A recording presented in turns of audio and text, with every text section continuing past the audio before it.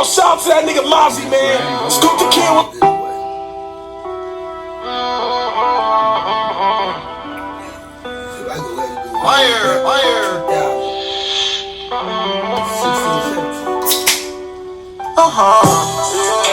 Man, my heart getting so cold where my feelings at. Conversations, me and God, I'm tryna get them back. If this rap time when it ends, then I'm gon' send it back. And I'm foreign, I'm exotics with the ceiling crack. He keep on speaking on my name, and that's gon' get him whacked. I rock key, do the deed, and Brody into that. She told me, baby, can you come where my titties at? And I get cheese in my sleeve, I be dreaming cash. Just lost like 30-some thousand, I ain't even budge. Take me a couple trips to Cali, make that even up. You vacating with these bitches, I'm going to see the plug. Where we hanging, you ain't valid, you can't even come. Pain was killing me deeply until you popped up. Turned her to a boss bitch, she was a hot girl. She seen me whip up out the boat till my wrist locked up. When I first met her, I was broke and now I'm quacked up.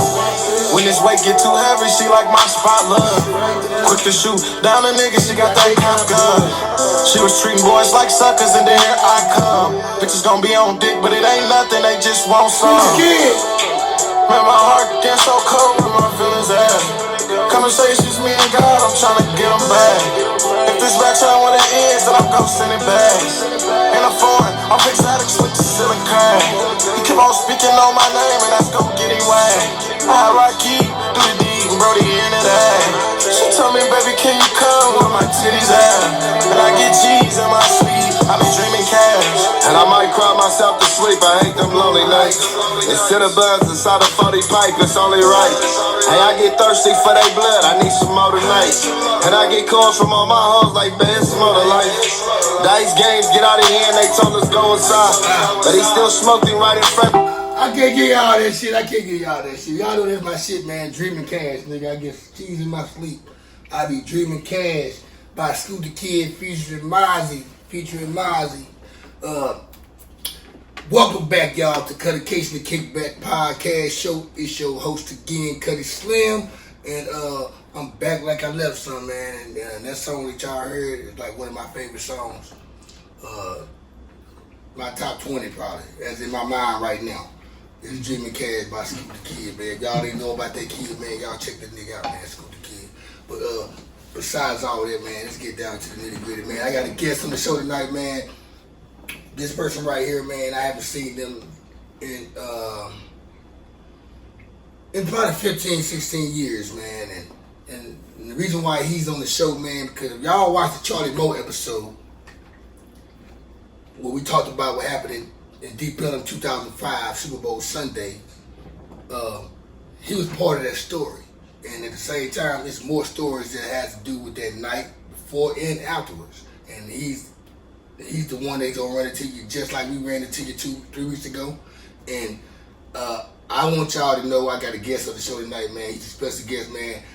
I met this man 2004. I ain't seen him since then. Well, since the Super Bowl brawl we had in Deep Elum, and it's good to see him now. I caught up with him through Charlie Moe, and I'm gonna let him introduce himself. And to the left of me, y'all, I want y'all to know let him know who you are, man.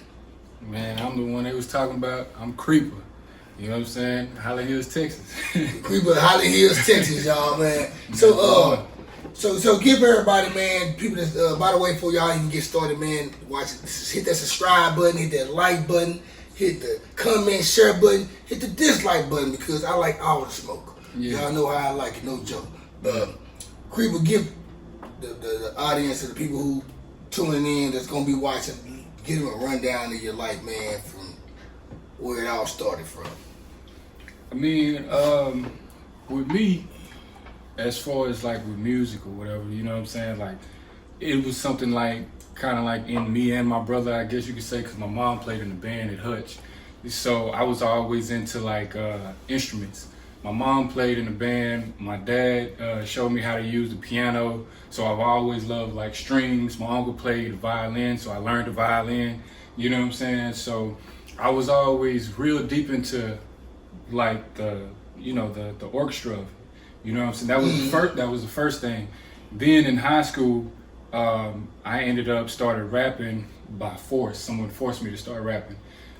Really started in junior high, but high school was actually where I laid my first track. Okay. You know what I'm saying? And which you'll probably end up hearing about if you bring me up with, you know, probably some more guests that are my people. Yeah. You know what I'm saying? Because they like to make fun of me with it, especially, I'll say his name, David C. He's going to give you some of it. You know what I'm saying? David C. Shout out to David C. Yeah, man. that's You coming on soon. Yeah, like even then, like I was in a group then, and we started, like all of our stuff started in high school. We was pushing CDs through high schools. We was selling out like easy, printing up stuff and getting in trouble with mom and stuff like that because we was using up the ink cartridges or whatever, because that's how we was printing the CDs and stuff, you know what I'm saying? So it was the paper CDs, you know what I'm saying? So we had to do it that way. Then we would try to do the booklets. The booklet was too much. Anyway, we could be cheap about it. You know what I'm saying? That's what we was doing. But you want to get your music out there. Exactly. And so we started with our school, then it took off to other schools and stuff like that. Like I had my first studio, then my brother created his studio in his closet, and I already had mine, you know what I'm saying? And how I learned to be an engineer was first starting out at a church. You know what I'm saying? I started out at a church. Well, most musicians get their skills from anyway. Yeah, because my friend, actually it was my best friend, rest in peace to him, Phineas Turner, you know what I'm saying? He used to come over every day. You know what I'm saying? And he was so happy, like he came over on Christmas. He got a whooping too.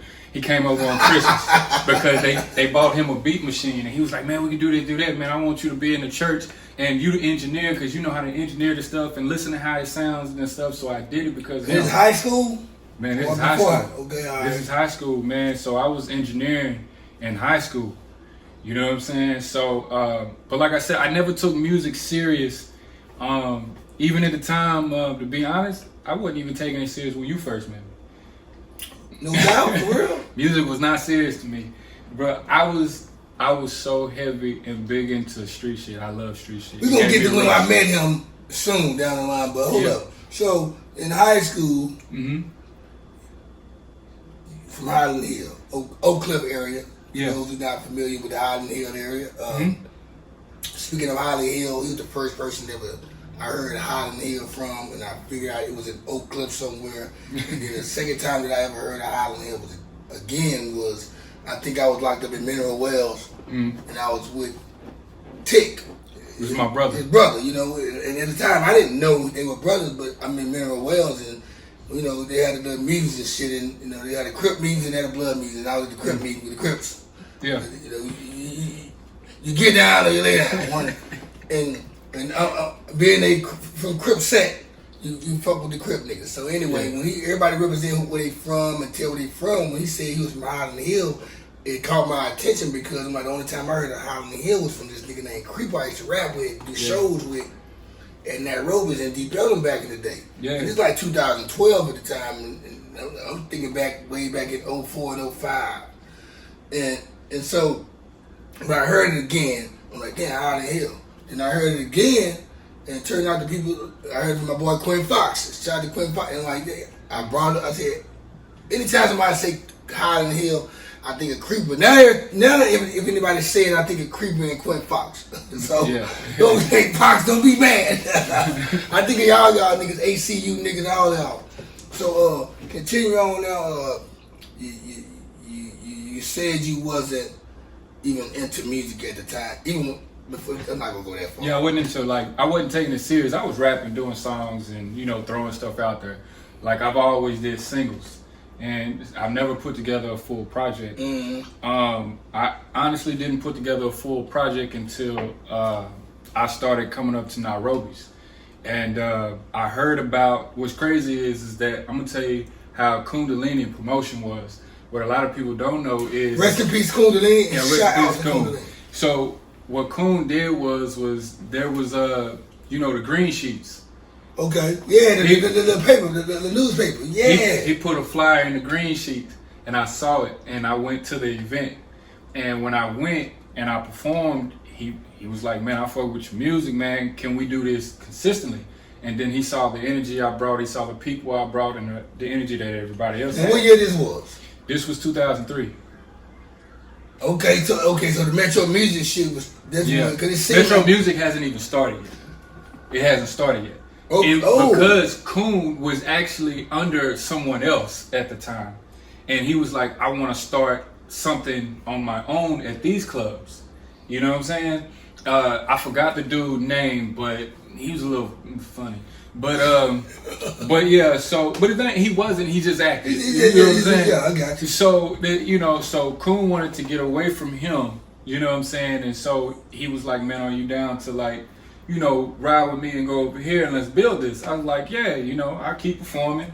There's exposure for me, but Kuwn, don't take it serious with me because I don't really care about the music. Like, I just care about, the streets and me doing this and me doing that. You know what I'm saying? Like, I didn't really care about the music like that, like people thought. And so he was just like, nah, keep coming up here. Keep coming up here.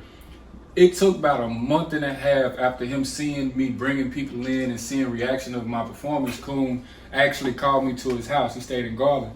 And he always did in Garland. Man, I drove all the way out to Garland, and he presented me about being the host, And so I was like... And Nairobi's? And Nairobi's. Because now he has Nairobi's Tuesdays and Thursdays.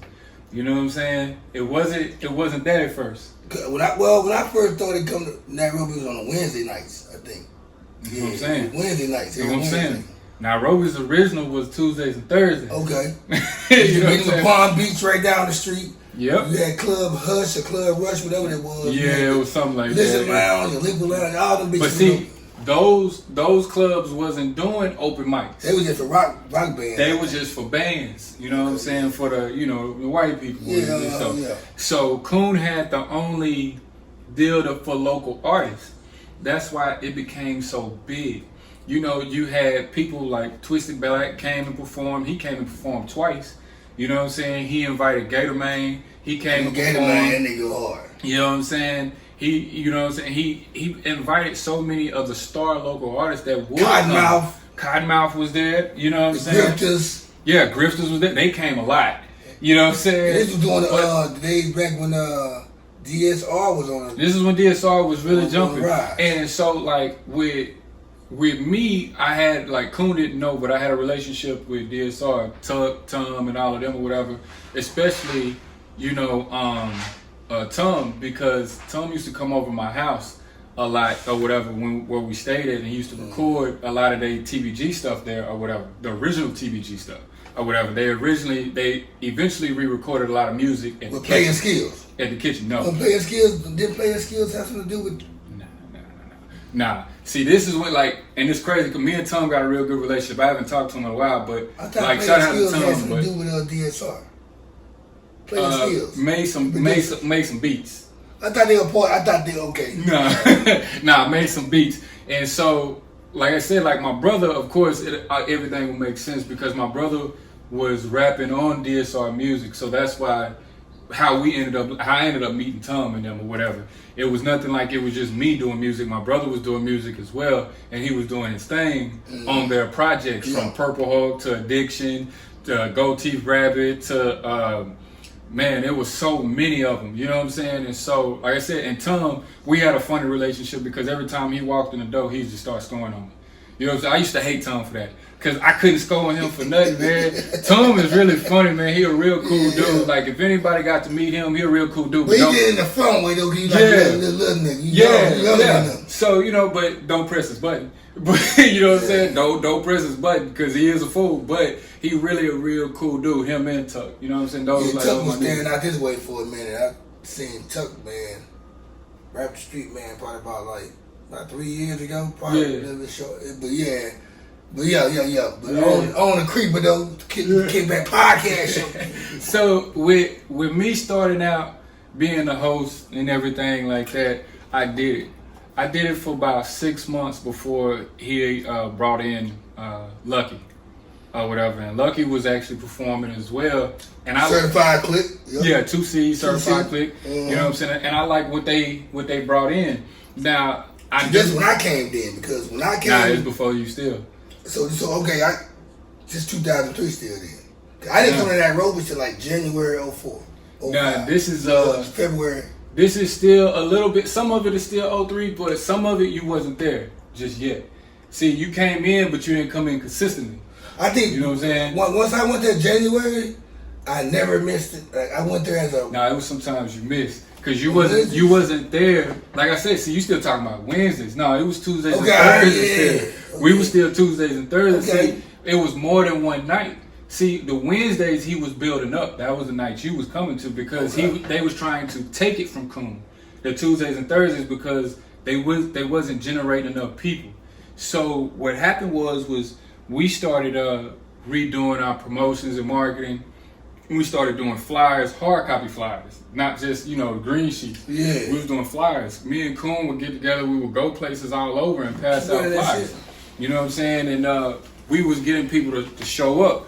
Now, the thing about it is that like on the last podcast, I saw, Charlie Moe was saying that it was friction because of the situation of me being the man and then bringing in new talent.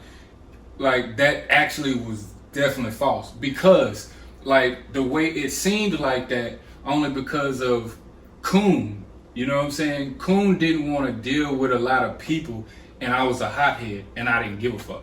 So if there was a situation, he would send me to do it. You know what I'm saying? Now, and not to cut you out, I will say this though, rest in peace. Yeah, rest in peace. That's my nigga though. Kuwn, Drake and Tuxedo Max, them his artists. They like I said, when I first, we don't want to get too far ahead of y'all. We're going to go ahead and keep the stick going. So now, all right, y'all started in 03. Yeah. And let's say y'all started in 03 in June or April. Nah. It was way after that. It was actually around, I want to say October, November. I can tell it was new then. Cause when I came in 04 on Wednesday. It was still new. When Kuwn, off top, before I even performed the song, Kuwn already had like some type of animosity with me and my cousin and with Drake and Tux anyway, because he felt like I took them from him. First of all, I never knew that they was his artist. Yeah. I went to Nairobi's with my cousin Barron and Goodness Gracious. Right, that's my I was going there with them for the first 2 weeks. Shit. The fourth time I went there, I seen my boy Drake, who was supposed to be here tonight. Right. King Drake, y'all know King Drake, Hardy Boy. He was supposed to be here tonight. I mean, I seen him one night.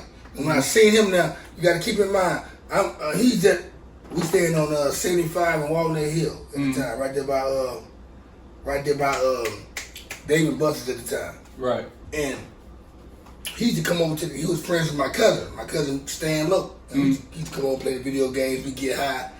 And I already had a relationship with him out there. When I see him in Nairobi's, I already had a relationship with him. When I seen him, I'm like, nigga, we need to start doing this. We already knew about each other, man, from my cousin Stan, because when I was in Philly, my cousin Stan used to tell me about a nigga from Long Beach that lives in Dallas that do music and he rap and all that. He do beats. Y'all need to link up. Because if I went to Philly, I would have came here. But I was like, fuck Texas. I ain't gonna lie. I won't say it no more. But I went up there because I have ties up there. Right. And when I came, when I came down here, whatever, we already had kind of was like freestyling in the house and smoking. But when I seen him at Nairobi's, I said, fuck that. Because I was going to hook up with, I was going to connect with, I was supposed to be VIP. And I said that my mentality wasn't like that. These niggas younger than me and I'm already having, my drive is a little, at least I thought my drive was anyway.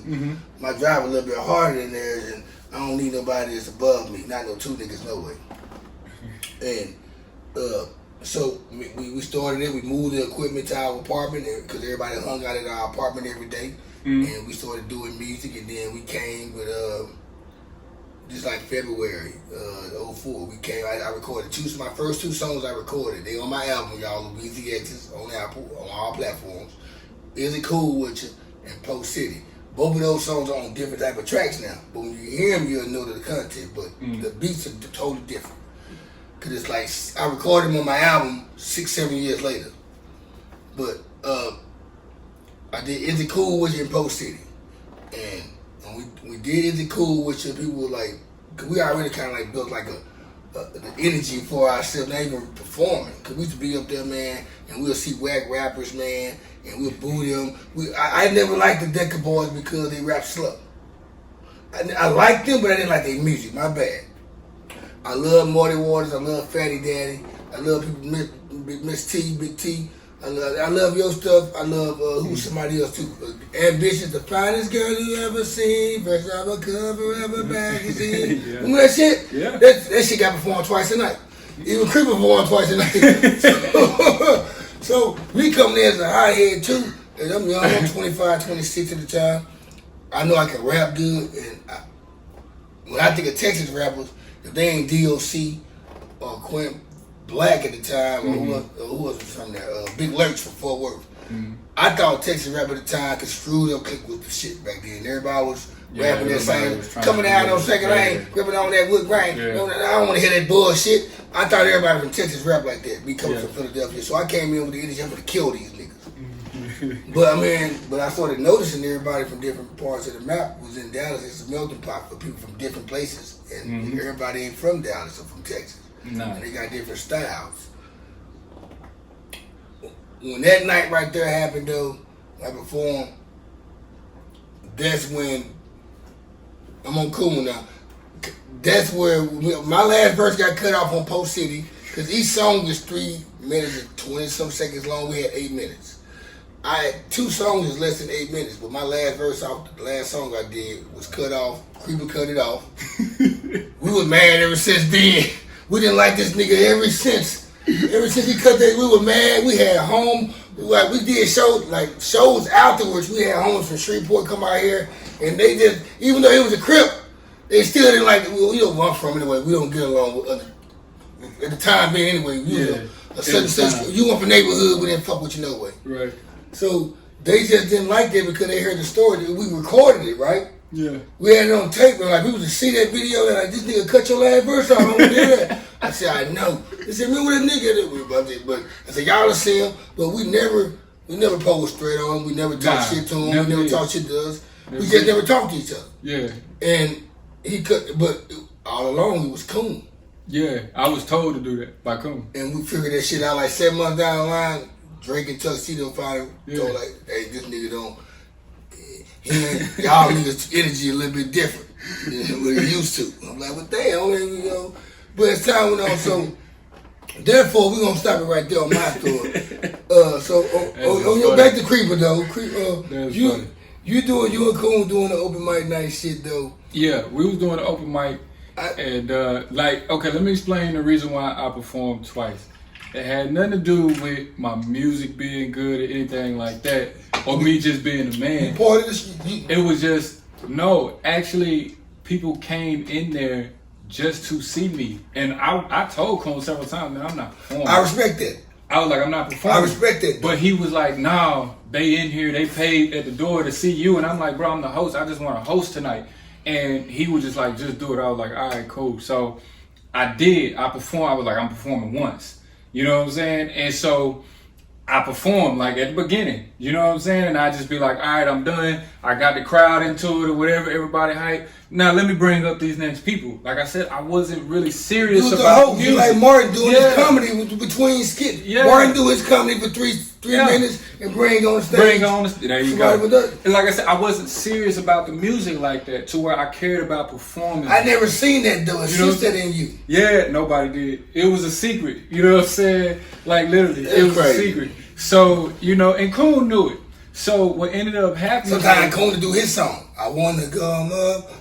Because it was familiar, so that way it makes people pay attention. When the club was, I just realized when the club was packed, it was a lot of people there. Kuwn did that song. He did that song, yeah. When it wasn't nobody there, you ain't hear that record. You know what I'm saying? But you only did what was right, man. Yeah. I remember the first 2 times I performed there, the chicks, you know, always chicks at the door. I remember Lady Mocha. She ended up becoming part of our clique. Yeah. She tried to charge me one night. I said, I'm gonna perform tonight. So you still gotta pay. I said, no, I don't, motherfucker. Yeah. I said, say Kuwn, this one cool. I think this one Kuwn really just started hating us. Cause when she tried to make us pay when we performing, we told her to go get Kuwn. Cause then when we find out Drake and Tuck is cool with Kuwn, we can get some niggas that Lucky and Tito Pimpin ain't paying to get in this bitch. I bet the goodness gracious ain't paying, ambitious ain't paying to get in this bitch. I be there. I mean, and we bringing y'all people. Yeah. For one thing, so and then when Kuwn like, yeah, let them in, y'all. But Kuwn singles up. But Kuwn eventually ended up liking me later down the line. I think King started loving me when I got cut up. But we're gonna get to that later. Man, yeah. So it's a lot of stuff before that. So yeah, keep on running. So there was one night, I don't know if you remember, but RCA Records was in the building. I remember them. And I had performed. I I performed that night, and I had everybody going crazy. You know what I'm saying? And RCA Records, the person, the A&R, he actually kept bumping my mama. Now I told you I'm from Highland Hills, so my mama from Highland Hills. My mama was drunk. Yeah, this shit. Your mama was that one. And my mama was throwing up Highland Hills, and she kept bumping it. And my mama said, "Excuse me, you gonna make me beat your ass? You keep sitting up here bumping me, and I'm trying to see my son." He was like, "Oh, that's your son?" And she was like, "Yeah, that's my son." And so they exchanged the information and stuff like that. And like I said, I ended up coming out with a person named D-Lo from Wichita Falls. I was also performing, and I also performed my solo music as well, which is what y'all mainly knew me for. Yeah. You know what I'm saying? And Still Me a Nigga, all that that's shit. off. Yeah, that's off the Bad Actors project with D-Lo. And you know what I'm saying? But I performed some of that, but I performed my solo stuff. But the dude only wanted me. Me being the type of person I am, you know what I'm saying? I said, "Nah, you want me? You gonna have to give my boy D-Lo." D-Lo didn't. Like I said, I'm not serious about it. So I was really trying to put my boy on. I never thought that shit, man. That was Drake was here. Drake would be laughing right now. I tried to put my boy on, and he was like, he went chasing behind a female. We had a meeting at the hotel. I didn't have a car at this time. You know what I'm saying? We had a meeting at the hotel with the dude. You know what I'm saying? Mm-hmm. And he went chasing a female to Wichita Falls because he thinks she cheating. And he left me at the house, didn't call me, didn't tell me nothing until he got to Wichita Falls. You know what I'm saying? And so I was like, wow. So that dude, I guess he thought we just ain't, you know what I'm saying, never, you know. And so I was like, okay. So I went back to Kuwn and told him, look, man, I'm done with D-Lo. You know what I'm saying? That, you know, bad business. I don't like bad business because my name was on that. You know what I'm saying? And so me and Kuwn started getting close. He was like, man, I'll help you out and stuff like that. So what Kuwn did was he put me in the door with a guy named Mike Mood Swings. Shout out to Mike Mood Swings and Terry McGill or whatever. They showed me so much love at the Texas Summer Music Conference or whatever. Ended up. Did they had it as, what they had? They had it at the, not the Hilton, but the Doubletree. They had it at the Doubletree. They had it all over. They had it a couple spots. They had it a couple spots. Big Tuck had spoke in one. That was at the Doubletree. That was the Doubletree. I performed there. You know what I'm saying? I didn't go there, but Drake and Stan, Logan Tuxton went. Yeah, and me and Kuwn the one who brought me to it. You know what I'm saying? I went there or whatever, and I think Kuwn slowly started disowning me after that situation because he felt like Hold up. This is 2004 now. Huh? This is 2004. This is after I performed and I'm on the scene now, right? Yeah, you on the scene now. Like you on the scene. This is summer. This is summer. 04 summer? 04. This before the Hip Hop Hunt at Secret Palace? They supposed to be at Adam Mark's Hotel? Nah, remember the Hip Hop Hunt? Yeah. Hip Hop Hunt was 2000. Yeah. Nah, that's 2004. So at the Secret Palace on Skillman. No, not that one. I'm talking about the Texas Summit. Was this after that though? Because we did a show live with a band, remember? We made the niggas change this shit. This might be after that, cause see, this was like I forgot what month, but I just know it was in June or July. You know, it was April when the Secret Palace was at April. Yeah, see, this is June and July. I remember I sold tickets and shit. Yeah, see, this is June and July. So, like I said, I performed there, and then the following year I performed again, which was 2005, which I'll get to that. But in 2004, I performed there.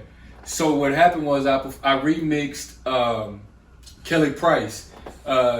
He was a friend of mine, she was a friend of mine, or whatever. Mm-hmm. And so instead of saying that, I just remixed it. It was like she was a toss of mine. She did what I asked. She sucked me. She fucked me. Yeah. You know what I'm saying? So people in there loved it.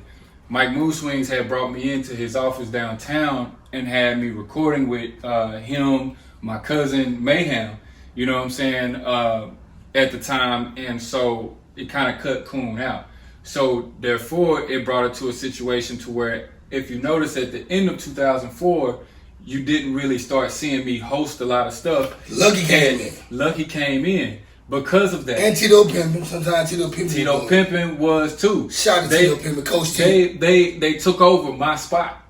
You know what I'm saying? They took over my spot because Kuwn felt like I was, you know what I'm saying, with them. So I'm gonna tell you where it got worse though. So by December of 2004, see, I released my Highland Tar Heel mixtape. You know what I'm saying? Lucky was on the project, and I had a couple other people from there that was on the project. I just couldn't get everybody that I wanted, you know, because of timing and all of that kind of stuff like that or whatever. But I got the project done. And the DJ, you know, it was a Jamaican dude or African dude or whatever. You remember the DJ?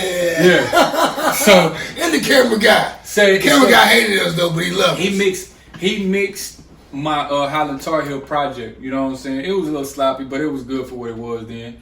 You know what I'm saying? And I printed up so many of those. So I had the release party. You know what I'm saying? So anybody know about, like, let me explain the Highland Tar Heel. So the Highland part is for Highland Hills. The Tar Heel is for UNC 187 Crip Gang. You know what I'm saying? So on the cover, I had the old school Tar Heel, not the new school, but the old school Tar Heel with the, you know what I'm saying? The rhino, big one. Yeah. And then, we want that shit for neighborhood. Yeah, so. Neighborhood Crip. Yeah, so now, see, like when UNC is underground niggas clique. You know what I'm saying? So therefore, that's what that was. And so I had that, and I had the party right after the December 1st, which is the Crip party for it. You know what I'm saying? So I had it right after it. So initially, I told Kuwn what it was. I said, "Say, man, I'm inviting all my people, you know, from, you know what I'm saying, all my locals from here, and then I got Dixon coming and everything." You know what I'm saying? Kuwn knew Crip though, right? And Kuwn knew everything. Cause Kuwn knew everything, man. He knew everything, and so he said, "Kuwn," and so he said, "Cool." So when I get there, I'm at the door. He stopped me. He said, "Hey, Decka Boyz are here." Now, before that night, this is the night of. So before this is like the brawl, yeah, this is the night, not yours, mine. So this is like before all of that happened. I was already cool with, you had Rook and some of the Decka Boyz, a dude named Super and stuff. I was cool with them. I cut for their music. I even bought Rook CD from him. I bought it too though, but it was too. I like him, but I didn't like the music. Sorry. So. And I felt like me and Rook was cool. We had a good relationship. Every time he came in there, whatever, me and him would talk. And so I felt like we were cool. So I didn't look at him, you know, no disrespect to him or like he was a blood or anything. They came in there black. But Super was the one who came in there, you know, on some other shit. And so the thing is that, you know, it's one thing to come in and say you not something, but it's another thing for you to say. It's like this, like a lot of motherfuckers nowadays, a lot of motherfuckers, you know, they haven't been what we call quoted. You know what I'm saying? So a lot of people haven't been quoted. They just, my hood is this, or my favorite color is this, so this is what I'm representing, this is what I like. So and Rook is from Mississippi too. And so who? Rook.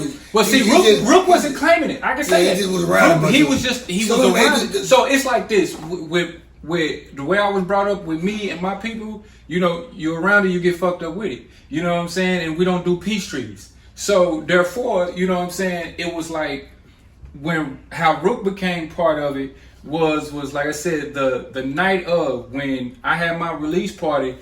I came to the door.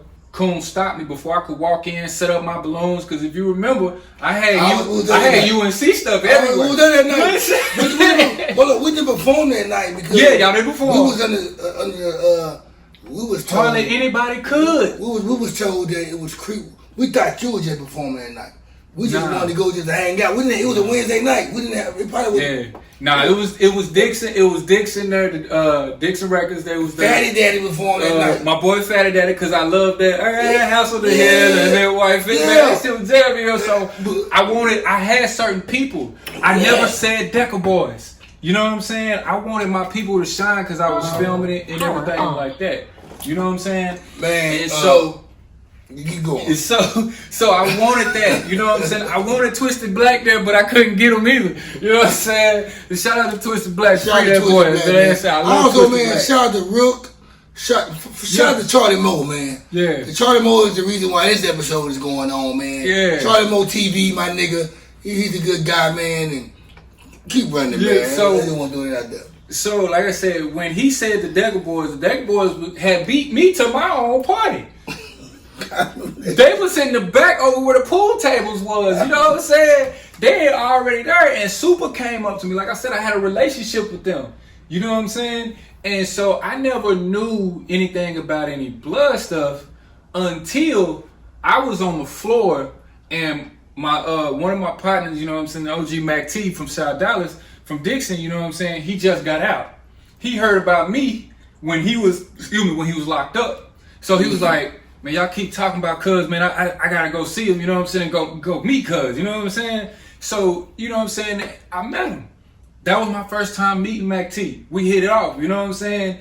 And so I'm on the stage, I'm trying to host because I'm like I said, I want people to do their thing. You gotta do two jobs. You gotta rap, you gotta perform and host. I had to perform my project as well, you know what I'm saying? And I was just like, I didn't really want to perform my project that much because I didn't want to make it all the way about me. I wanted to be a unity celebration with everybody. It does make sense now. We did figure that shit out quick. Kuwn. Yeah.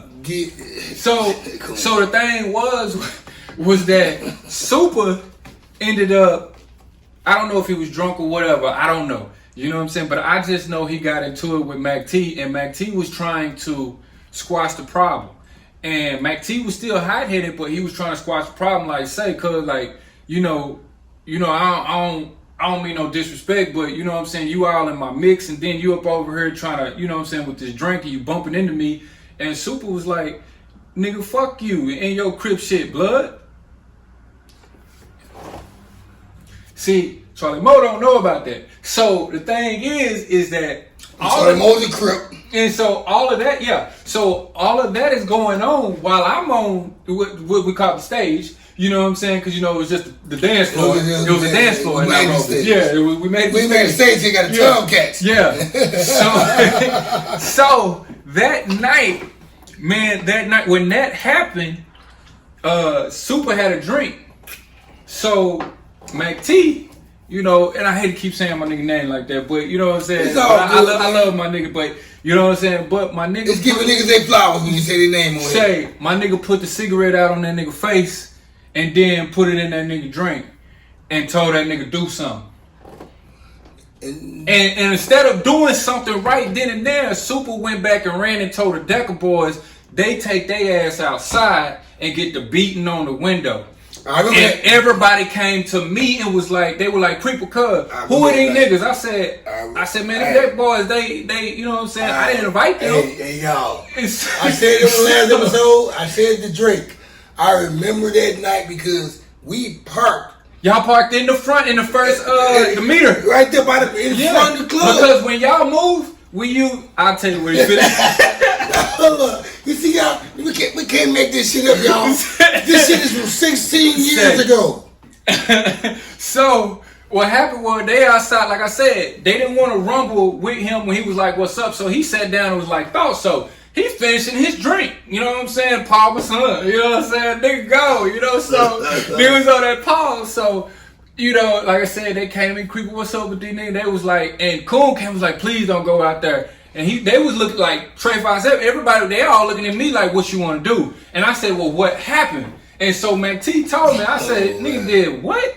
And so I said, all right. So we started walking towards the door. My uncle was there. My boy Bruno B was there and everything like that. He still looked the same way he looked 16 years ago, y'all. I did. He had the long hair with the braid, looked like Cheeto XL. You know what I'm saying? Say it would trip me out when you on the last podcast nigga said I look like Chingo. I remind him of Chingo. Boy, I died last night. I said, boy, no. But you want to know? Somebody else told me y'all felt like that then though. So and I said, Chingy, out of everybody, I did. When I first said, cause the jersey and shit and the hat, I did think about that shit. I'm gonna but tell he you, ain't like, Chingy though, y'all. The niggas, the reason why I wore the jerseys, cause see, I had a bunch of Mitchell and Ness jerseys. The reason why I had the throwback jerseys was because, you know, I'm gonna just say this. I'm not part of ACU by any means, but ACU is my brother, and you know another dude who I call my other brother, David C. or whatever. So what it is is that, you know, just know nigga was hitting, you know, licks and stuff like that. You know, I ain't gonna go too deep into it. So that's how we got the. I knew he was a G. Yeah. I just said his music didn't even sound like Chingy. His music was better than Chingy. Chingy had this shit right there, and what that shit is, but I don't know. Holiday Inn. I don't know what that shit was, but it just his image was but his character was in his music is way different. Like anybody that came in there knew me, like that would ever talk about Creepa. They always knew, like, man, Creepa is really a gangster. Like, he gonna fight. He don't give a fuck about fighting. He don't do. We didn't want to say nothing good about you because you cut my last verse off. Well, not y'all per se, but anybody. Like, you know what I'm saying? But as far as y'all situation, I understand. You would have never did that shit. Right. We would have got cool way quicker. Way quicker. You know, but see, the thing is, even though I did that, I still looked at y'all as my niggas. And that's the thing is, y'all didn't know. So when you first seen that though, you thought about though, I had a rag. I used to perform with the rag in my hand. Yeah. So like, and so that's why I always, cause see, like the thing was, nobody wasn't showing their colors. Nobody. Then when I came with the first time, I did blue rag, and we all got rags and shit. Yeah. That's when niggas said, okay, you know what? They doing them to do. Mm-hmm. And we just feel like everybody hated us from then.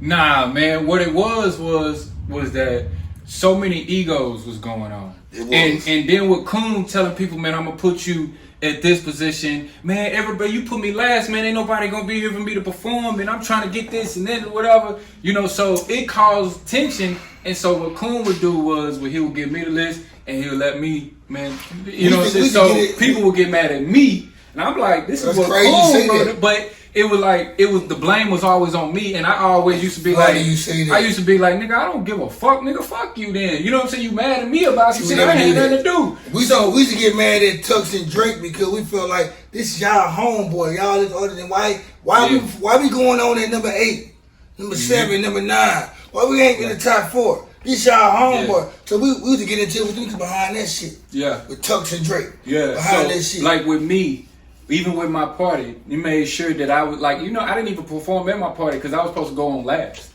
You know what I'm saying? Like the party started. I was on like 2 X pills that The night. party started at 9:30. I'm gonna tell you left at 10:30. Who was? I was on X pills. You know what? You might be right. You know why? I'm gonna tell you. Because we didn't get a chance to get started. You right. You know what? Damn. Because I remember we rolling. Yeah. My pill probably kicked in when we got there. Mm-hmm. And because I walked in without paying, because I wasn't performing, I still got in there free. Yeah. I remember. But a lot of people got in free. I didn't charge nobody to come see I remember being parked at that meter and you being inside the club behind the window with the Decka Boyz going at you. And we rolling so hard. No, they wasn't going at me. That's the thing. They wasn't going at me. What were they doing? They were going at my boy Mac T and, you know what I'm saying, the niggas behind me. We just seen you because you had to... And so y'all seen me because I was in the front and I'm looking like, what? And they were pointing behind me. They wasn't pointing at me. Well, we rolling, right? So we laughing because we don't know if we want to help you or we think the shit's funny because we still ain't connected with you yet. Yeah. We still haven't connected with you yet. Yeah. So we laughing. But we also like we don't too much. And them the guys we have problems with. Should we help this nigga get out of here, or we think this shit funny? And we're like, Kuwn got him. And we just drove off and came back to the north. But I never had a thing against Rook or the Decka Boyz. It's just when their music came on, I just felt like I didn't want to watch it perform. I'd rather hear it in my car, in the house. Your shit wasn't performance type. It was too slow for me. Yeah. Now, I played Rook shit, his solo project. I played it in my car. I showed him. Remember the shit with Decka cars no bullshit. Yeah, I remember that was Decka Boyz project. Yeah. I had this CD. I didn't have that when I saw it, but I had Rook solo project. And like, I played Rook project, you know, from front to back. No bullshit. I played this project. You know what I'm saying? Like, I showed that nigga love. Like, I was really cutting for Rook. So what made me and Rook fall out, which was a big mistake on his end, you know what I'm saying, was the fact of like when everybody was trying to keep us from going out there. My uncle, you know what I'm saying, who going out there what night? The night of my release party night. Yeah, let's get back to that. So when they was trying to prevent us from going out there, and so everybody was like, Creepa, what you want to do? And me, I'm not the type of person to argue. I'm not the type of person to go back and forth. And I'm definitely not the type of person to act like I'm a leader. So by all means, even with the story, I didn't lead the pack. I wasn't the leader of the gang. I wasn't doing none of that. All it was that they was just want to know, do you want to continue this? Or do you want to do this? It's my party. You know what I'm saying? And they felt like they were disrespecting me and my party. So I said, I'm going out here. You know what I'm saying? Because when a nigga disrespected my nigga, you know what I'm saying, the niggas I brought, and I ain't even asked for you niggas to come here, you know, I had to go outside and see what's up. Because at the end of the day, I still felt like I had some type of relationship with Rook, Super, and I think with a couple of them. So, you know what I'm saying? So I felt like I had a relationship. So when we went out there, all you seen was them pull off and a domino effect. And nigga can sit up here and get mad at me for saying this, but every one of them niggas got drugged. Period. Niggas like them niggas got drunk. Like it was a dog. Them niggas ran. They was on the other side of Main Street. When we walked out, them niggas ran over there to us, and all you seen was this. You know, you can't get mad at me for. You can't get mad at me for agreeing with a true story. It was days later. About a week later, we heard about the situation. Yeah. And what he just said is what we heard. Look, like how me and Rook fell out because, like, one of they guys ran up on me. And he, like I said, they had respect for me, I had respect for them, so he turned around, but Rook ran up on me and was like, "What's up, bitch ass nigga? What's up?" And like I said, I don't argue.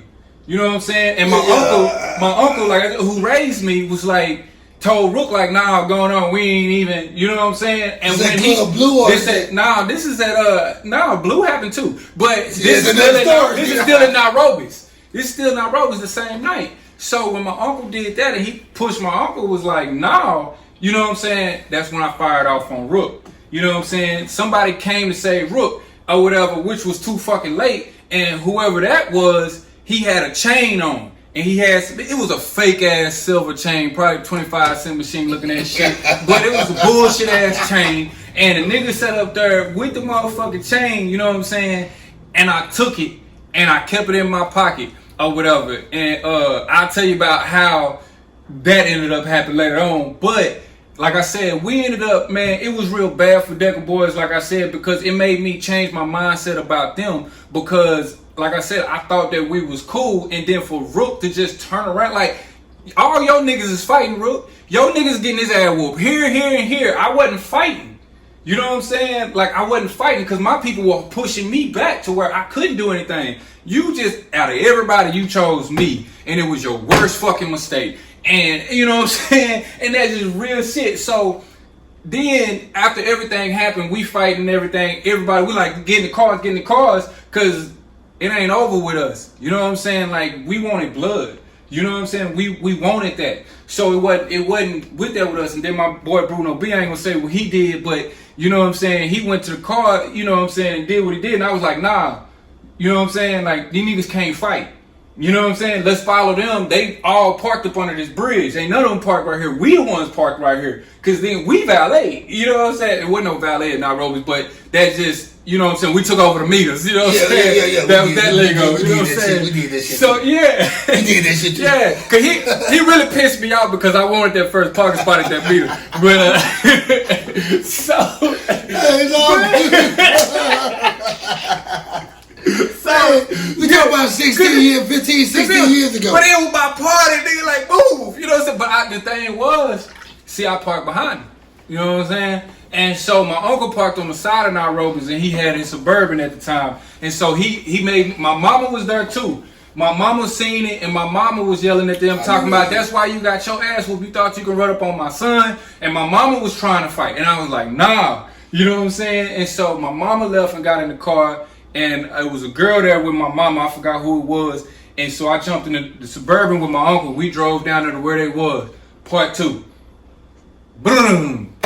You know what I'm saying? So but they were running this time. What was part 2 at? Under the bridge on Main Street. They were under the bridge on Main Street. You know what I'm saying? So we're right there where Deep Elum begins. Yeah. So they was jumping in their cars and they were irking off, not knowing that, yeah, you see me by myself with my people now. But not knowing that them Dixon niggas and everything, they right there waiting. They seeing what cars they right around the corner on Saeed and motherfucking Dixon. So because they irk off, I had to get all the way back to my car, so I couldn't follow them. So by the time I got to my car, there was nothing I could do. I couldn't follow the Decka Boyz on where they were going. So I just left it alone. I was like, man, that's some hoe ass shit. You know what I'm saying? Like I said, I thought Rook was my nigga. So, you know, it kind of fucked me up. But at the end of the day, you know what I'm saying? I know this one thing or whatever. It don't matter if I'm cool with you or I'm cool with this nigga. If you part of my Crip set, or this nigga is a part of a Blood set, and if I grew up with him, but you part of the set, eventually I gotta pick a side. So I understood that he had to pick a side. His politics, you know what I'm saying? Rook is not a football blood. His politics is he wasn't. Like I said, he never represented and a moved to Dallas too. blood. He probably been in Dallas probably about 2-3 years. Yeah, he never said any of that until. Well, we'll get to that part later. But until like the Super was the main one claiming the blood stuff, regardless on anyone saying that hey he's not this, he's not that, because you know later on that I got a call. Like I said, that started like at 10:30. I got a call around midnight, about 12:30. You know what I'm saying, or whatever. And I got a call. Kuwn was like, "Hey, Super on the phone," and I was like, "For what?"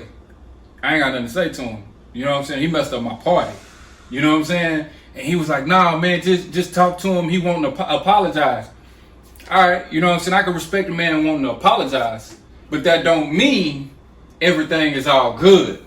So he hit me, you know, he clicked him over. He already had him on the phone. He just clicked him over. You know what I'm saying? And I'm like, "What's up?" And he was like, "Man, I'm sorry for your party." He said, "Man, your people ran us off the road." He's like, "Shit. What you want me to do? Man, they shot at us and they ran us off the road, man. We ran in the ditch or whatever." I said, "Nigga." So you said it to say what? Yeah, you know what I'm saying? I said, "But did you not say fuck him? Did you not?" "Man, I didn't know that was Trey 5-7. I didn't know that was from Dixon." I said, "So if you knew, you wouldn't have done that?" Like, what does that matter? It's about respect. It doesn't matter the circumstances. It don't matter. You did what you did out of your heart. Yeah, you did it. You know what I'm saying? At least you think that. You know what I'm saying? Exactly. So I told him, I said, "Bro, none of that matters." I said, "Look, I appreciate you for, you know, apologizing and shit as a man, because a lot of motherfuckers was just been like, fuck it." And he was like, "Man, can we be cool? I want to do a song with you. I want to get you on this song," which was one of his hottest songs that he had. He wanted me on it. You know what I'm saying? And I was just like, "All right, cool." You know what I'm saying? I knew I wasn't getting on that song because, nigga, you just disrespected my niggas. It wouldn't look right on your part. There you go. It wouldn't look so right on your part. I never. And the outside in it. And the thing is my studio was at my house. If you would have sent the record, which he did, and you still never hear a song with me and Super to this day. You know what I'm saying? So what happened was I seen Decka Boyz at Club Blue. Well, let's get to that, because after that right there, we want to get to Club Blue happened before your shit. So the thing was my shit was December. I seen them at Club Blue January, a couple weeks after. See, your shit was February, Super Bowl. Super Bowl Sunday. So it was months and back to back, I'm steady seeing them. And so at this time, you know what I'm saying, me and Kuwn kind of fell out just a little bit. It wasn't too much, but it was just a little bit because I was like, "Kuwn, you brought them to a situation that wasn't no good. You know how Dixon is. You even said it.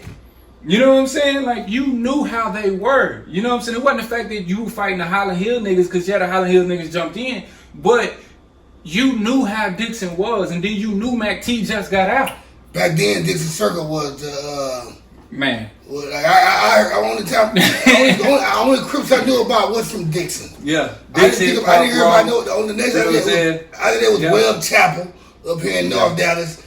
Yeah, the growing 60s. Yeah, and then I was happy when I heard that. Yeah, so it was a real big deal, man. So, you know, shout out to Trey 5-7, Dixon, all of them. I love y'all to death. You know what I'm saying? Like, for real. So, like, cause I started going to Dixon started having I think it was Squirrel, Sneaky, and all of them started having events in Dixon and started having me come perform and stuff. So it was always love. You know what I'm saying? So, Circle, man. My nigga 52 Savage, all y'all niggas. Yeah, I love them. My nigga, rest in peace. You know rest in peace, C Strug. Man, yeah. Definitely, that's my nigga too. Me and Roy Lee. Roy Lee, that's my nigga too, man. Rest in peace to them niggas, man. Them Dixon Circle niggas. So, like I said, man, you know, I came over there, did my thing, performing with them and stuff like that. So Dixon grew to love me and welcome me with open arms. I could go over there, do a lot of shit, whatever, you know what I'm saying? And a lot of people just knew me and it was like, "Man, Creepa, whatever." And I didn't know who they were, but they knew who I was, and I started getting to know people. You know what I'm saying? But when I was at Blue, I was there for I don't know if it was a release party or something. It was something dealing with DSR and stuff like that or whatever. I remember all you know what I'm shit, saying? Man. And I was there in support. Like I said, I knew Tom, I knew Tug or whatever, and TBG and all of that kind of stuff. So they were basically like family to me. And what ended up happening was Decka Boyz was there, and lo and behold, they get into it with somebody. But the thing is like I said, it said that they wasn't in no gang, but when you have that red rag, whether it's you symbolizing, because what people don't realize is that, you know, the color is part of the uniform. When you wear the rag, you saying something. And you know what I'm saying? And then let everybody know though, this before Crip started wearing red and Blood started wearing blue. You were doing a time where you didn't. If you was a Blood, you wore red. You was a Crip, you wore blue. You didn't wear other colors. Yeah. During that time, and every time they came out, they was in red. And every time we thought the same thing. They was in red. And then when you start, I understand fashion and how it is now, because I really don't look at a lot of people like that. Now, I said now. Then when I saw that, that's what you were to me. You know what I'm saying? I still wear a lot of blue. So, like, even because I don't know if you remember Mike Dub. If my lady go to the mall right there and buy me an outfit, if my lady go to the mall right now and buy me an outfit, some shoes and a hat, she gonna buy it's gonna be all blue. Blue chucks. I don't have no red. My lady from the same side of town I'm from. Yeah. She gonna buy an S hat. She gonna buy something that got something to do with Crip. 60s hat, everything. Yeah. She gonna just my girl. She from the same thing. Yeah. So that's just how it is. My girl ain't from the Bobby. If I look good in red, she think I'm supposed to, she'll do it. I wear red. I just started wearing red about a year or two ago. I still haven't. I know you ain't. I can tell you. I know you ain't. So look, now what we got going on? Let's get to the night of. Cause we already captured. Yeah, it's a lot. It's a lot. It's so much stuff. Man, you want to come on as a guest co-host sometime? Just hit me.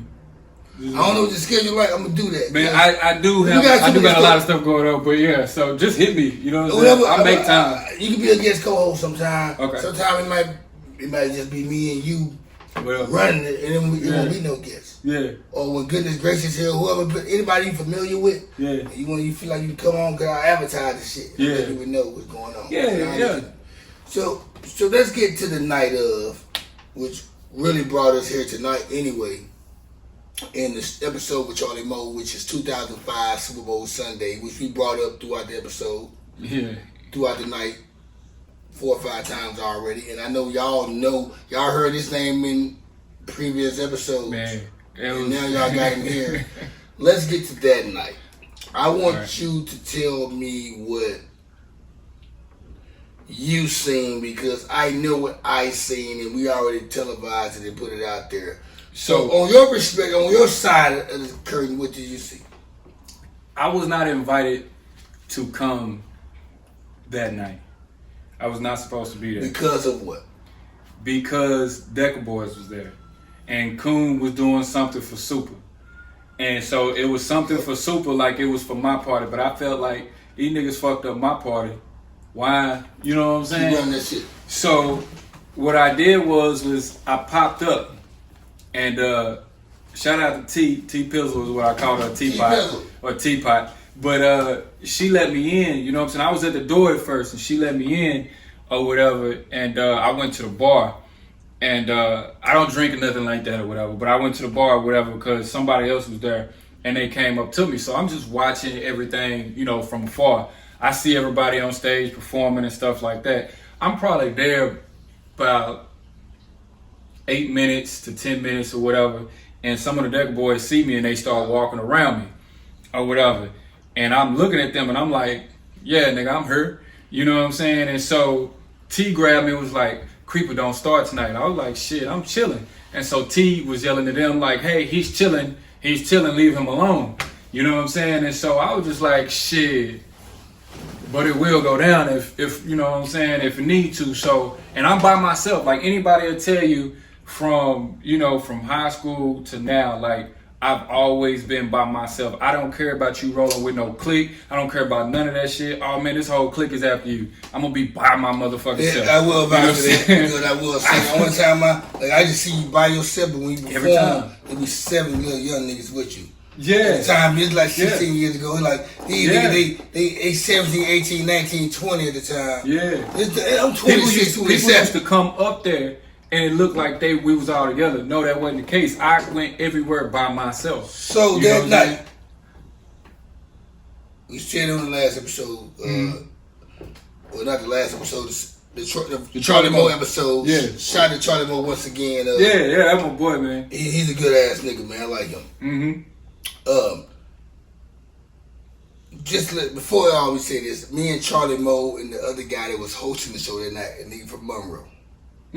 He had the 318 hat on, skull cap on, just like me. His was black, mine was North Carolina blue. See, I was in the back. I couldn't see, but I know who you talking about. But that's who Charlie Moe remembered because he see the 318 on our hat. He thought we were together, but we stood out because he had a love for Shreveport. And he said it on the last episode. I'm like, yeah, but I said he's the one that told us to stay because normally we would leave the club after we perform because we go on 5, 6, yeah, 7, everybody 8. did that. We were rolling. We already had chicks set up. We bring them back to the north. Yeah. That night we wasn't rolling. We was on alcohol, and he was like, "Hey, cut it. Want y'all to support everybody. It's chill and stay." We were like, "We're gonna do it anyway," and we did it.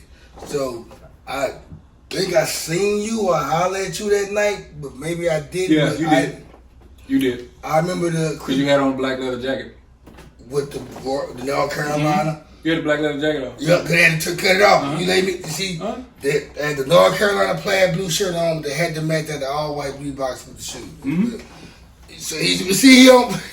I had a black leather jacket. I didn't even know I had a temper jacket I had on. Yeah, you had a black leather jacket. Had a black leather jacket on. I never forget it, and I'll tell you why at the end. My daughter, my girl at the time, she bought me that for Christmas.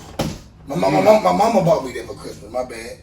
Cause Christmas just passed. I only had that jacket like a month and a half. Yeah, it just passed. It's February. You know what I'm saying? My mama bought me that jacket for Christmas. You right? Yeah. You right? Yeah. I remember wearing that motherfucker after the shit, even with the cuts and the holes. Yeah, cause I shook your hand over by the like in between the bar and the stage. You know, the stage was here, the bar right, and that's why I came in and I shook your hand right there. I was on the stage. And your jacket flew around like that. Hey, it's just, we laughing, man, y'all, because we still living. When you still living, our age, I know I'm be 43 this year in October. In a couple months, I'll be 43. I never knew his age. I knew he was younger than me. Yeah. But we laughing 16 years later, y'all. Yeah. And the thing was that I gave a shout out to Decka Boyz on the strength of Charlie Moe talking to me and the host in the bathroom, telling us to go hard. And he appreciated us. He was he loved our hats and all that shit. But I never knew he was with Decka Boyz. I didn't think that. I just went on stage. I gave a shout out to Rook. And we did our 3 songs, and we got off the stage, and the nigga that was hosting for Monroe, he told us to stick around, which we weren't doing anyway. And by 2 acts later, the Decka Boyz go on stage. They invite me on the club. I'm on the stage with them. I remember. But I'm not on the stage standing up. I'm like sitting down. You sitting down, yeah.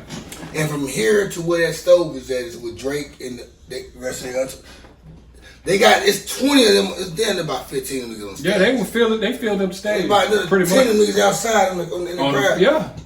And I'm not knowing these niggas, but this is my homeboy right here that's getting this. He got all the casing going on. Right. So now that's what I'm getting to. That part. Because you came out of nowhere. Y'all talking about like Spider-Man shit. Yeah, because the Creepa, because Rook got off the stage, and Rook, because they was all watching me when I hopped off the stage. It wasn't Rook. Hold up, when I hopped off the stage, right? Okay, then we go see what I love. So when I hop off the stage, I like this. When I hop off the stage and go confront what's going on, they were watching me on the stage because Charlie Moe said it. He said, "Why did he hop on the stage like that? Why did he hop off the stage like that?" And that's what made me raise up. I was at the bar at the back. I'm watching everything go on. And we talking and shit. You went that way. Like, I'm looking, and the stage is like facing this way. You went that way, and I seen it. And I was talking to, I forgot who it was. He had the glasses. He had on UNC jersey. It was a packed crowd that night, though. I couldn't even see nobody. Like I said, I was talking to him, and he was like, "Yeah, man, UNC know me. UNC, yeah, I know Mayhem." And this and that. I was like, "Oh, okay, cool." And he was telling me about, like, hold on. And I was like, hold on. And he was like, "What?" I said, "Man, I got a tour with them niggas." And then I seen you jump off and do what you did, and I was just like, "This finna go down." Because I seen the other niggas get up and start maneuvering. So what happened was, you thought it was Rook. No. Super jumped off the stage. So Rook, that's what made me come. because Super jumped off, and I knew. So he got to hit me back in my head then. It was Super. Because Rook came around, cool, like, Cuddy, what's going on? And me not knowing these Rook homeboys. I don't remember Rook doing too much that night. Rook got on stage and Rook said, Cuddy, what's going on? I said, and I'm talking to Rook. We sitting there, it's me, Hardy Boy, and the two niggas just bumping into Hardy Boy, stepping in the shoes, and then Rook right there. I'm standing right here. And Rook say, Cuddy, what's going on? These bitch ass niggas, man, stepped in my homeboy shoes, man. They don't want to say excuse me. And I'm watching the whole shit. I didn't even know that's what that was about. And Rook, it's funny, I know. I never knew. Some white New Balance. They didn't look like these though. Yeah. But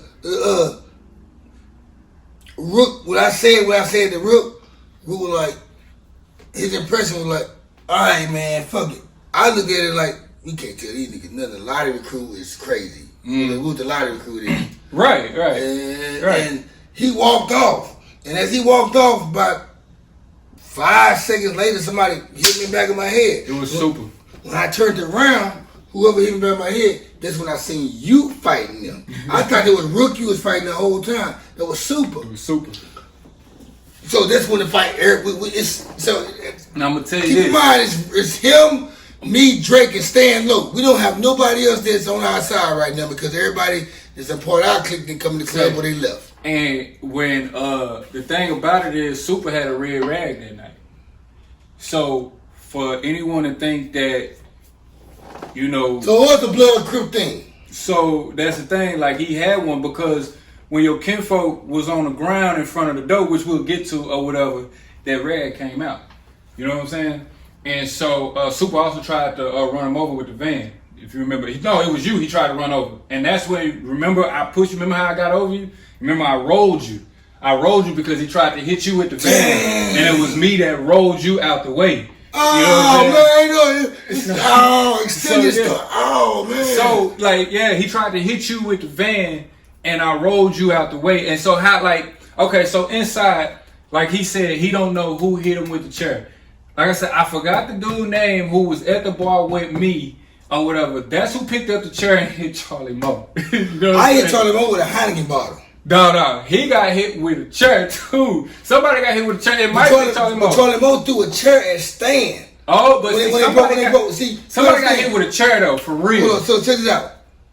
I was fighting with a Heineken bottle in his hand, and I was punching him in my head because I'm fighting 2-3 niggas at one time. So right. So I fell about 2 or 3 times. I fell about 2 or 3 times. I know I hit Charlie Moe back in the head with that bottle. Yeah. And I remember that guy had a Heineken bottle. But when they broke us up, right? Yeah. And they turned the lights because they turned the lights off. They turned the lights back on. Mm-hmm. We seen it was. Shit, we hit the lights. We seen who was on our side, and we seen who was fighting. Mm-hmm. It was like 15 or 20 of them, and it was us, me, you, Drake, Stan Lowe, and 3 other people. The nigga from Monroe, the host, he was fighting with us. It was a chick fighting with us. Right. So we fighting. It's 6 niggas and a chick fighting 15 other niggas. And they still couldn't. And they turned it like we won in the club. We won in the club. Y'all. I don't give a fuck what nobody said. Yeah, Decka Boyz, real life street stars. We won in the club. That's why when they turned the lights on, the nigga shout out to real Charlie life street stars. No, man. Oh, yeah, we got y'all should have got us though. But the nigga had threw the chair at my cousin Stan. Charlie Moe threw the chair. Charlie Moe said I threw the chair. And then when they kicked us out, I said, that's right. You threw the chair at my cousin Stan, 6'5", 275-pound Stan. Yeah. Nope. And when you threw the chair at him, they kicked y'all out. When they went out the front door. They went out the front door. When they kicked them out the front door, my cousin Stan, he's mad because he had a check over there. He walks out the front door. Guess what? I'm his cousin. Guess what I do? The door was blocked and you forced your way out. Exactly. And so when everybody was telling me to turn around. Everybody was trying to get you to turn around. So when you went out, I tried to go out with you. But you didn't know that you closed the door on me. And T and them was like, Creepa, no. And all of them was like holding the door. I said, all right, cool. So I got pushed all the way back. I kept acting like, all right. And I'm tipping towing back. But there's a side door to go around. By the time I made it out there, because while in front of that door, all of y'all was fighting. They was jumping y'all. You know what I'm saying? Right there in front of the door. Only me and Stan was the only ones that, when we went outside. Y'all were the only ones. So there was no way. It was like 15 to 30 niggas though. Yeah, so there was no way we could open the door either way. Because like you had to slide out. The door didn't open. You know what I'm saying? You had to slide out the door. So it was just like, well, fuck, okay, y'all gonna play it like that. Cause the security at the door had grabbed me. You know what I'm saying? And so, you know, you're a big dude, so I'm like, I can't, you know what I'm saying? I was like, all right, cool, yeah. So I snuck out the sideway. The next thing you know, everybody see me out there. And so when everybody was at the door, that's when I came and started fighting and stuff. Like I fought over your kinfolk who was on the ground. Who just and so I didn't see where you went. Oh, 2 blocks about okay, on the ugly. You was so the door opened and Kuwn said, "Go help Cutter." And I was like, "Where?" And he had to point to where you was. 2 blocks down. Say, man, I went. You was in the middle of the street, and Super was in his van. He had a black van. And he was trying to run you over. And I literally jumped in and grabbed you and pushed you over because by this time they had already, you know what I'm saying, did that. So I was right there. So the thing was, if I would have turned around a little bit sooner, then I probably could have helped that situation. So when I got to you, I didn't know, because when we rolled over, some of your blood got on me, and then I thought like I did something because like your head was this far apart from each other. Dang. You know what I'm saying? And so I was like, fuck, he ain't gonna make it. And so first thing I did, I was finna call them, but my Dixon niggas called me. And I told them niggas is here right now. They just did this or whatever with me and my partners. I just fought them. They was at Blue. They see them. But the laws and stuff is there, and the ambulance there because of you. So they had to keep going. I hopped in the car with them, and we went looking for them that night because of what happened to you. We went looking for Decka Boyz that night. We went riding for them because, like I said, what happened to you, and they see all of this blood on me. I was like, no, I never knew. The bad part, I would have got ran over that night. Yeah, you supposed to have got ran over. And died probably. And cause you was like you was like this, and you was like struggling to get up. And the van was coming this way. Because I remember when I had grabbed you, I had turned you around and you was like this. And then when you finally got on the ground, you was like this. And so your feet was the way the ambulance came, the fire truck and the ambulance came or whatever. And so I had you from the back or whatever, and all the blood just came on me. And people thought it was me that was bleeding. I remember they did though. I said, no, it wasn't me. Yeah. My cousin was yeah. They thought Baylor Hospital right around the corner. And Baylor was right around the corner, and so I was like, nah, it's not me, it's him. You know what I'm saying? And so they got you in there, and I helped them get you on the deal and put you in, and then I was just like so heated. I was just like, you know what? I'm finna get these niggas. I never heard that part. I never knew that part of the story. I got cut up and all that. Nigga tried to run me over. Yeah, he tried to run you over with the van. Super did. And at that time, you couldn't tell Super shit. He was the toughest blood gangster in America. But yet, he ain't no blood. He ain't this and that. Man, I can't tell, bro. He had that rag. Then on top of that, he started yelling it. So it's like, man, what am I supposed to believe? He ain't what Charlie Moe telling me, or he is on what he's yelling and what he's, you know what I'm saying? And then you want to attack Crip niggas. You know what I'm saying? Like you that. If you not that, then say that. You know what I'm saying? Crazy, you man. can't, and then you want to call my phone and let me apologize. Man, like I said, bro, I don't do peace treaties. That's what I was taught. I don't do peace treaties. So therefore, it was just like, you know what? Nah, fuck that nigga. It's on all site. I remember that night. It was on site. All I remember that night, man, is the girl walking up on me and she screamed and she said, "Cuddy!" And I grabbed the side of my face and not knowing what's going on with me. Man, you were bad. And it was hanging. It was hanging like that. Skeeting out my fucking neck like it was bad. You were trying to get me to lay down. I ain't want to lay down. You trying to walk me down to where my cousin was at and lay me down. This is when the ambulance came. Yeah, I had to help you. It was me and the girl that helped you. Yeah, me and the girl helped you. It was cold as fuck that night. Me and the girl helped you get over there or whatever because cars was trying to go through. We tried to get you out the street because they kept trying to run you over. You know what I'm saying? It was mainly Super, but the other cars was coming and they was trying to jerk. Like I said, they didn't like me either. You know what I'm saying? So I'm over you right now. So they trying to hit me as well. Damn. You know what I'm saying? So with me being over you, because originally if I didn't come right then, Super was gonna hit you, bro. He would have hit you because the area where you was, I moved you, and he kept going. The rest of them coming out, they was coming your way like. the driveway was like here, so all they had to do was this. I moved you from here to here back. We end up having to bring you back up here, but I moved you that way.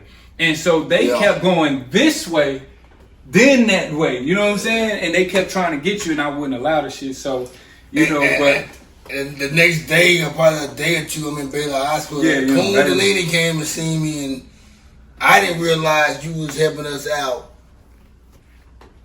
until Kuwn had told me. Until you came up there and told me what happened. In the inside, like you said, you just seen me fighting or whatever. Like I actually threw a table at somebody. Like I picked it up the table after I dropped the dude because he fell in between the chairs. I picked the table up and slammed it on him. You know what I'm saying? Man. Like I was really like I went hard on it. You know what I'm saying? So, but like I said, like that was years ago. Hey y'all, that's just some of that though. Like it's so many other stories that happened. We're gonna talk about that shit, man. Because when I bring on somebody from that Metro Muzik era, you might want to be on, man. I'll let you know. Hey, if I got such and such coming on, you wanna come on or be a guest co-host? And because you good at this media, you good. I see you. Yeah, I'm cool. And you might teach me some shit because I'm just a beginner, y'all. It's No Middleman Productions, all the smoke entertainment. I do this all by myself. I don't have the machine behind me. I do this myself, man. And I created this platform years back to recognize people like us and tell these type of stories. So with that being said, he just gave me some exclusive shit that nobody knew about. Yeah. And when they watch the show, you hear about it. I'm gonna make a clip of this shit though, just to let everybody know though. I got you. But before this show ends though, before we get to the Scram Bitch Award, anybody did you have a good time, by the way? Man, I love it. Hey, I'm always supportive of my people. You know what I'm saying? Any shout outs you want to give to anybody? 117 all around. That's my company. Let people know how they can find you. Man, you can find me either on Twitter at the Creepa or on Instagram. You on Twitter? See like Twitter? DA_Creepa. I actually just got back on there a couple of weeks or a month ago, or whatever, man. I'm really like I told him, like I really wasn't serious with music for a while. I didn't end up getting serious, even though we haven't got to that part of it. But I'll just give you a brief summary, and we'll come back about it later on when I come back. But coming back, y'all. I didn't get serious. A couple more times. This is the last time you're gonna see Creepa, y'all. See, I didn't get serious until I joined TMB, and I also joined Ball Player with Gatorman. That's when I actually got serious. Yeah, Ball Player. I remember Gatorman came in that Rebels one. I had Gatorman CD, man, 2-3 songs on it one time. Yeah. Back in the day, I used to have that CD, man. Yeah. So you gave shout out to them. Yeah, so, shout out to really everybody. Man, you know. He's gonna come back, y'all. I gotta have him back though, just as a guest co-host. I do this thing at the end of the show called the Scram Bitch Award, and I have shirts that say Scram Bitch. What the fuck you sign bitch? We get a Scram Bitch Award. The Scram Bitch is where you just say scram, bye, get away, bye bye, get away, type of shit like headaches, stomach aches, 635. It might be an organization, it might be a female, it might be some niggas. Yeah. Some type of action that you just want out of your life to live in peace. Scram! So, do you have a Scram Bitch Award? Pretty much most people that come on my show, they know about the Scram Bitch Award and they already had their shit ready. Right, I didn't know. I know. You watch the end of the show, you ever make it to the end of the show, the Scram Bitch Award? Yeah, I didn't know. I got a Scram Bitch. I'm gonna give my Scram Bitch out first then, just to give you. Because normally I normally have an audience, about 20 people, and I go around and everybody gets a Scram Bitch out. By the time it gets to you already ready. I'm already on it, yeah. So my Scram Bitch Award goes out to, it doesn't change, man. Stop supporting shit off popularity instead of creativity and talent. Like some of y'all see the most talented people, and you don't even recognize them unless they popular already. Like I can post the same shit that the next person posts, but just because that person popular, it gets celebrated more. and it gets read into deeply. It gets deeply read into more. Scram to that right there, man. Scram to anybody that's with the bozo shit, period, man. Because I ain't gonna lie, they call me Petty Kruger. I be with the petty shit sometimes though, but it's respectably. And I have fun with it, and that's what y'all want anyway. I did the last 2 videos I posted on this channel. We tried to subscribe, like, share, comment, dislike. I like all the smoke. I posted 2 videos in the last 2 days, and they already got over a certain amount of views just because it was drama and mess. Support me when I'm doing the progress on some positive shit too, like having Creepa on. I know this shit gonna go hard because it's a good story. Scram to y'all motherfuckers like that, man, that looks for the bad in person and don't look for the good in person, man. So scram to y'all motherfuckers, man. Scram to 635. Scram to the tollway being jammed up when it shouldn't be. I paid a ride on the tollway. I got a tollway sticker. And it's scram to the tollway. Scram to you motherfuckers who can't drive on the tollway at 635 and 35 and 30. And 45 right there by the zoo. By Jefferson and all that. Y'all can't drive when y'all right there either. You know? See, 37, 67. 67. Y'all can't drive right there on Highland Hills over there. You can't drive over there either. Scram to y'all. So do you have a scram?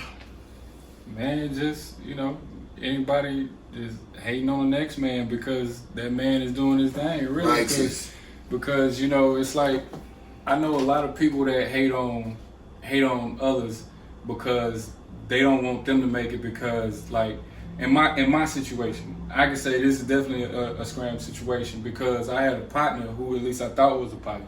You know what I'm saying? That had feelings or liked my girl because he thought she looked good and he was jealous of the situation. So he was like, I shoot music videos and stuff like that or whatever as well. You know what I'm saying? And he was just like, I don't want to pay Creepa because I don't want him to have no money and be rich and get rich off of me. Damn, nigga, I thought we'd keep it in the circle. I always kept it in the circle, you know what I'm saying? So, you know what I'm saying? Like, y'all pussy ass niggas like that, man. Scram! And like, I'm gonna back him up on that. Scram to you niggas, man, and talk shit about other niggas around females to make yourself look good, man. That pillow talking shit. Fuck that shit, nigga. You look just nowadays, people, they disturbed by that shit, man. So on the count of 3, we gonna see it. 1, 2, 3. Scram, bitch! In other words, go fuck yourself. We out like a fat kid in dodgeball. Yeah. Nice. Yeah! But yeah, man, that was nice.